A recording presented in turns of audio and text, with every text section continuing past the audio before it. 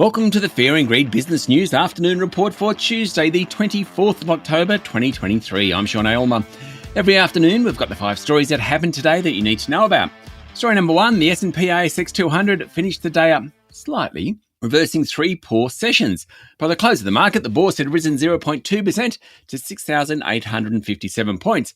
We talked about the miners getting trashed yesterday. Much better day today with Lynas Rare Earths, Core Lithium, Perseus Mining, Regis Resources and Pilbara Minerals all doing well. The more defensive stocks like consumer staples, healthcare and utilities were among the worst performers. Fortescue Metals Group was the best of large caps, jumping 2%, while Rio rose 1.5% and Santos added 1%. Woolies and Coles were poor performers, as was Newcrest Mining in its penultimate day on the market. Story number 2, the past month or so has been all about bond yields. Yields on 10-year US notes hit 5.02% yesterday. That's the highest in 16 years.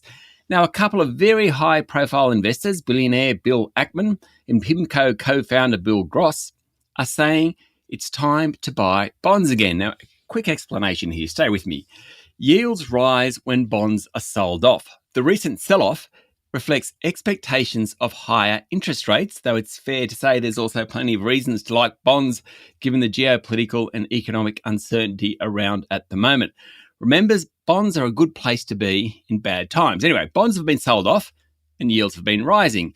If you can get a higher return in the bond market, it makes equities less attractive, and that's part of the reason equities haven't done so well. Anyway, Ackman and Gross reckon the sell-off has gone too far.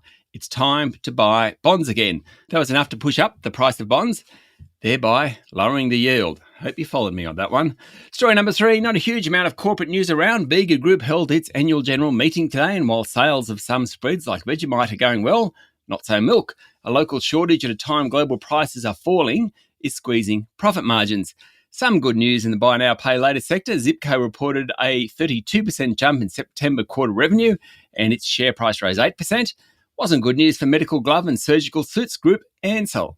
Its share price fell 1% after it said the COVID-19 boom for the company would be over at some point early next year. And commuter bus and tourism group Kelsian, previously known as Sealink, says domestic travel demand is holding up despite cost of living pressures. Kelsian operates businesses including Captain Cook Cruises on Sydney Harbour, Kingfisher Resort on Fraser Island and the ferry to Kangaroo Island off South Australia. Its share price rose nearly 2%. Story number 4, suburban Canberra will be at high risk during the upcoming fire season, while Brisbane, Sydney and Melbourne are also facing an increased fire threat over December and January. Researcher Ken Cato from the Disaster Forecasting Service Early Warning Network said vegetation growth in some suburban areas could mean a particularly tough season, according to AAP.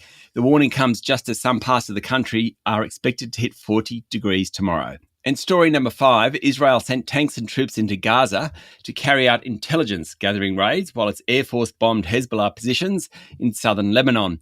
It's in preparation for war, though there has been a fair bit of stalling ahead of a well-telegraphed major ground offensive. Israel said its incursions into Gaza went deep and were targeted at a squad of terrorists preparing for the next stage of war. Meanwhile, Israel's defense minister said the broader ground offensive could take up to 3 months. The Wall Street Journal is reporting that US officials are recommending Israel not rush into launching a ground offensive until Washington has a chance to get military assets on the ground and prepared for use. Also, Hamas said it released 2 more hostages, both elderly women, who were taken when it attacked Israel. But the possible release of a group of 50 captives has been stalled over Hamas's demand that fuel be delivered into Gaza. The United Nations has called for an immediate ceasefire, but US President Joe Biden said that can't happen until all hostages are freed. That's it for the afternoon report for Tuesday, the 24th of October, 2023. Adam Lang and I will be back tomorrow morning with a Wednesday edition of Fear and Greed Business News. I'm Sean Aylmer. Enjoy your evening.